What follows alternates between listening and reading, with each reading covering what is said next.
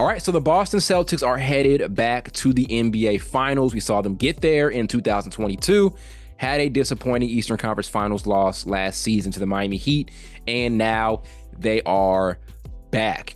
And first things first, I want to give a ton of credit to the Indiana Pacers for the season that they had. For one, great job by this front office kind of building this core over the last couple of years. So the post Paul George era was kind of weird, right? They brought in some solid pieces and they were an okay, decent, watchable team for a couple of seasons. They made a couple of playoff appearances, lost in the first round a bunch of times, and they were kind of in a really, really weird spot to where we didn't know what they needed to do or what they could do to take themselves to the next level. Then they end up making a high impact midseason trade a couple years back to bring over a young, high energy point guard in Tyrese Haliburton, and he has solidified himself as their franchise point guard, having a couple of all-star appearances this year in particular. He was amazing, especially at the beginning of the year, and also credit to their front office for going out there and picking up Pascal Siakam at this year's trade deadline. Pascal Siakam was so good for this team in the postseason as their leading scorer. If they didn't have him, they don't make it this deep in the Eastern Conference playoffs. So shout out to the front office for Indiana. Very underrated job that they did to get this franchise where it's at right now. And they're going to be really, really good for years to come. Indiana has solidified themselves as a legitimate threat in the Eastern Conference, as a legitimate elite Eastern Conference team, right? The same way we kind of talk about like the Miami Heat or the Knicks now, or like the Milwaukee Bucks or whatever the case may be. They right now are one of the East's biggest threats. And as far as what they need to do in the offseason, a lot of times when we talk about teams growing from one season to the next, we talk about it from a transactional standpoint, right? What players do they need to go out and pick up in the offseason? What players do they need to sign? What players do they need to trade for? But we don't really talk about internal development, right? I think this Pacers team, sure, they could fill out their roster just a bit, but there are some things internally they can get better at to get over the hump next season. For one, I think Tyrese Haliburton needs to continue to sharpen up his shot creating ability, right? That's something he's not exceptionally well at right now. We kind of saw it in the playoffs. If he can sharpen that up to go along with his playmaking and things like that, he's going to be much of a bigger threat in postseason situations next season to accompany Pascal Siakam, right? Ben Mathurin was hurt during the playoffs and during a good portion of the season, right? So what strides does he make in his game once he's back and healthy? How much of a threat is he going to be alongside Haliburton and Siakam? So like I said, we talk about changes teams can make during the offseason only from a transactional standpoint, but I think this Pacers team, if they really focus on their internal development with what they have now, they can get right back to where they were this season and making a really deep Eastern Conference Finals appearance and possibly get over the hump. The upside is ridiculous for this team, and those guys they have right now played at a very high level. Usually when teams lose, like in the conference finals or early in the playoffs, I'm looking at him and I'm like blaming a guy, right? I'm like, this dude's been playing really bad. He can't be a part of this team next season. So the Minnesota Timberwolves, right now, they're on the verge of getting swept. I'm pissed at the way Rudy Gobert is playing. I'm pissed at the way Karl-Anthony Towns is playing. There's not a Pacers player right now who I'm like, pissed at, right? I think all of those guys really came and bought it. Miles Turner stepped up big time. He was amazing throughout this entire postseason. TJ McConnell was great off the bench. Obi Toppin was amazing off the bench. They went and got him in the offseason, and he filled that role at a very high level. Ben Shepherd, as a rookie, was really, really good in the minutes he played on both ends, and he's just going to continue to grow. All these guys playing for Indiana this season were really, really impressive in this postseason as well. They came and brought it. Those last two games where they kept it really close without Tyrese Haliburton, it's very telling. So this team has something that's going to work, right? And going into next season, I'm really excited to see what they end up doing. Again, I'm not saying they don't need to make any roster changes, but what they have right now works. Those guys just have to develop their game a bit, trust the process. And if those guys fill their games out, then I think next season they can be a much bigger, more consistent threat.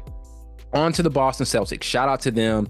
I said it before, there is no team this season that had more pressure to play at a super high level and make the NBA Finals and actually win a championship more than the Boston Celtics. You could put the Clippers in that category and a couple of other teams maybe, but number one on that list is by far Boston. We've seen them dominate the East for a lot of regular seasons. We've seen them have these really good rosters, great coaching and all of these things, have these high seeds, have home court advantage, and still yet not show this ability to play or at least get over the hump, right? They made the NBA Finals before, but they haven't been able to win that title just yet. And with all the experience that they have, all the deep playoff appearances that they have, all the great regular seasons that they have, you would expect them to have at least like one championship at this particular point in time. I thought last year was a seriously good window for them to win a championship, and they weren't able to convert. And that's what put a lot of pressure on them this season, was their blunder in the Eastern Conference Finals last year. So they had a lot of pressure on them coming into this postseason, and they really, really delivered. And I said it the entire year,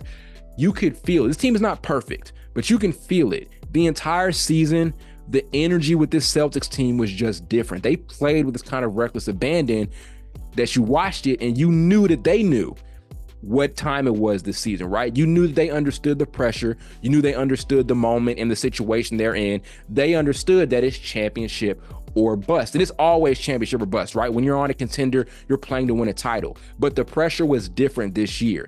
And those guys played in a way where you knew that they understood the moment, right? They understood where they're at. They brought it. The energy was different. They were really, really, really intense. Jaylen Brown was super intense this year. Tatum was super intense this year. Those guys play really, really well in tandem with each other. And even the roster makeup, those guys are really, really good. And even the bench, right? Those guys always come off and they're ready to go. Peyton Pritchard, Sam Hauser, those sorts of players. Even seeing Al Horford step up in Kristaps Porzingis' absence. This team understood what was at stake this particular season. You can feel it the entire year, the entire way through. Their energy was completely different, and they flat out bought it. And I made a video about this a couple of days ago where, I kind of predicted that people were going to disrespect the Celtics run to the finals and say they had it easy. So obviously, first round, they played the Miami Heat without Jimmy Butler and Terry Rozier. Second round, they matched up. I forgot who they played in the second round, but I know also, thinking about this particular Eastern Conference Finals series, perfect example, they ended up winning their last two games in this series and closing it out with Indiana not having their best player, or maybe their second best player, which is up for debate, in Tyrese Haliburton. So people are going to come up with these excuses and say things like Boston had a really, really easy path. And relative to like the Mavericks or like the Minnesota Timberwolves out in the Western Conference, yes, their path was easy, but they still took care of business, right? When you're presented with those types of advantages, you still have to be able to convert. You're still playing tough NBA teams who also understand their backs are against the wall. The Pacers were not going to fall asleep in games 3 and game 4 just because Haliburton was out. So the Celtics still had to bring it, and they still had to play.